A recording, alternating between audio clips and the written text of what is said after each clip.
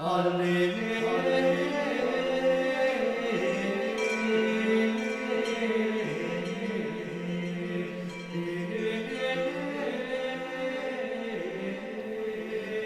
hermanos, interrumpimos hoy la Cuaresma, la austeridad de la Cuaresma, para celebrar la solemnidad de la Anunciación del Señor, 25 de marzo.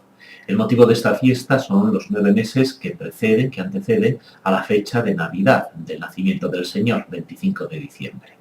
Por eso celebramos hoy esta fiesta que suele coincidir con el tiempo de Cuaresma. Hoy la liturgia nos invita a contemplar el misterio de la encarnación del Hijo de Dios.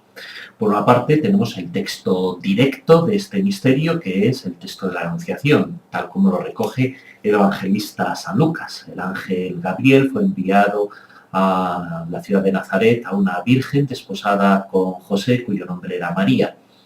Entró en su presencia, le dijo: Ave María, el Señor está contigo, bendita tú eres entre las mujeres. El Señor ha mirado en tu humildad y vas a concebir y vas a dar a luz un hijo que será el Hijo del Altísimo. María acepta y comienza así esta historia de nuestra salvación, la encarnación de Jesucristo el Señor. Hay muchos textos hoy en la liturgia que nos ayudan a contemplar y a comprender este misterio. Por ejemplo, ciertamente merece la pena detenernos en la oración de este día. Dice así: Señor, tú has querido que la palabra se encarnase en el seno de la Virgen María. Concédenos en tu bondad que cuantos confesamos a nuestro Redentor como Dios y como hombre verdadero, lleguemos a hacernos semejantes a Él en su naturaleza divina. Es una oración antigua que tiene mucho que ver con el credo de Nicea y de Constantinopla, el credo que rezamos en la misa, el credo que configuró la ortodoxia de la Iglesia en el siglo IV. Confesamos en Jesucristo al verdadero Dios y verdadero hombre que viene a nosotros para hacernos a nosotros humanos partícipes de su naturaleza divina. Ciertamente yo estaba contemplando hoy, estaba pensando que cómo sería el acceso a este misterio de los diversos personajes que tenemos aquí entre las manos y de los personajes nosotros también. ¿A qué me refiero?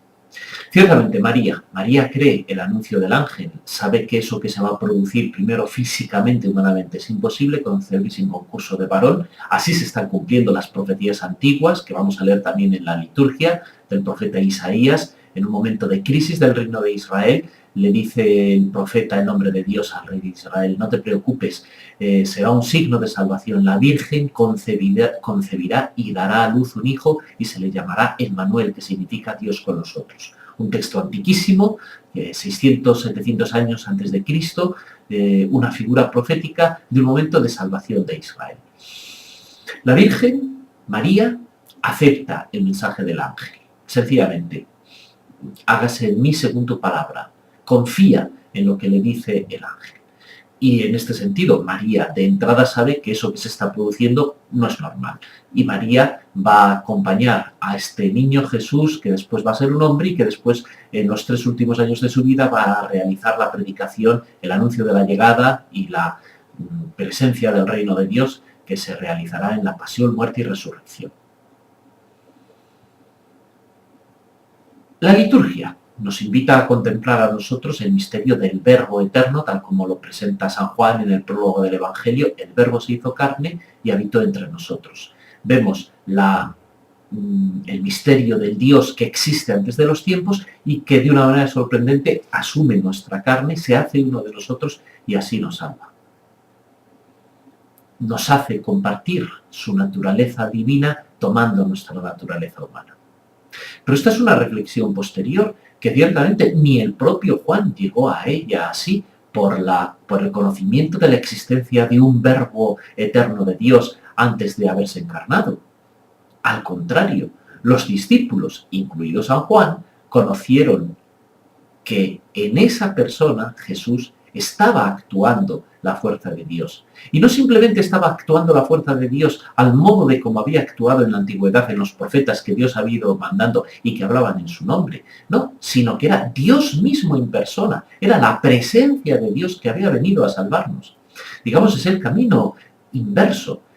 Ellos no descubren al Verbo en Jesús, sino que en la humanidad de Jesús descubren el misterio de Dios y llega a la conclusión de que esa persona, Jesús, no es una persona normal, es el Verbo que ya existía antes de la creación del mundo.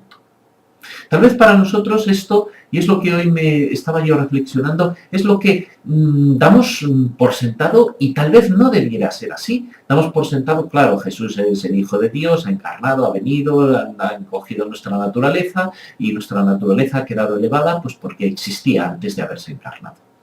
No. Yo creo que es bueno también que hagamos el camino inverso, que fue el camino de los discípulos de Jesús, profundizar en el conocimiento del Jesús concreto, de lo que hizo y dijo Jesús, para llegar así y dar el salto de la fe, de descubrir en él el cumplimiento de las profecías antiguas y descubrir en él la presencia salvadora de Dios para todos nosotros. De tal manera que no estamos hablando de un Dios cualquiera, sino del Dios concreto que se nos da a conocer en Cristo Jesús.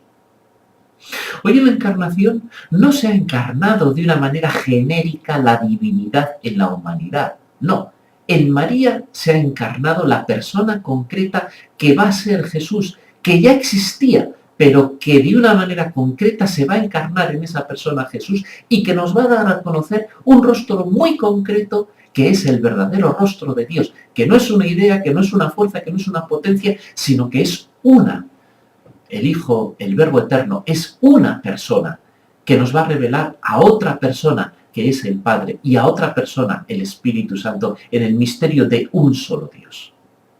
En la unidad a la que somos convocados en el amor de la Trinidad. El camino a recorrer por nosotros, discípulos, es el camino, como decía Santa Teresa, de la sacratísima humanidad de Jesucristo.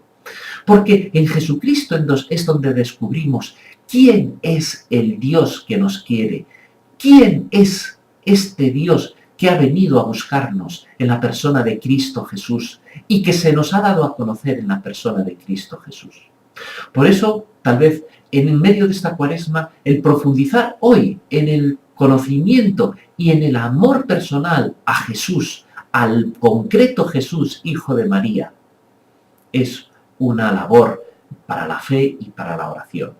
Y como no, todo esto también por una persona muy concreta, María. Este misterio no pudo realizarse sin el sí de María, sin la confianza de María, sin la fe de María. Y en María se cumple no solo la profecía antigua, sino que en María queda restaurada la desobediencia de Eva. María le dice sí a Dios. Y a partir de ese momento, el ser humano puede decirle sí a Dios y poner en marcha el mecanismo de la salvación. Porque Dios no quiere forzar nuestra libertad, quiere y espera nuestro sí. Hemos dicho a lo largo de esta Cuaresma que el tiempo de Cuaresma es tiempo de profundizar en nuestro compromiso bautismal, es decir, en nuestro sí a Dios. Hoy tenemos un ejemplo magnífico, el ejemplo de María, la que creyó. Y María es grande simplemente porque creyó aquello que Dios le revelaba, por muy imposible, por muy tal vez hasta vergonzoso que hubiese podido ser que una muchacha virgen resultase embarazada, concibiese al Hijo de Dios. Que el sí de María, que la fe de María sea hoy también en medio de esta Cuaresma un estímulo para nuestra propia fe, es decir, para el conocimiento en Jesús de la verdad del Dios que nos ama y que nos salva. Y que su bendición nos acompañe en este día, en el nombre del Padre, y del Hijo, y del Espíritu Santo. Amén.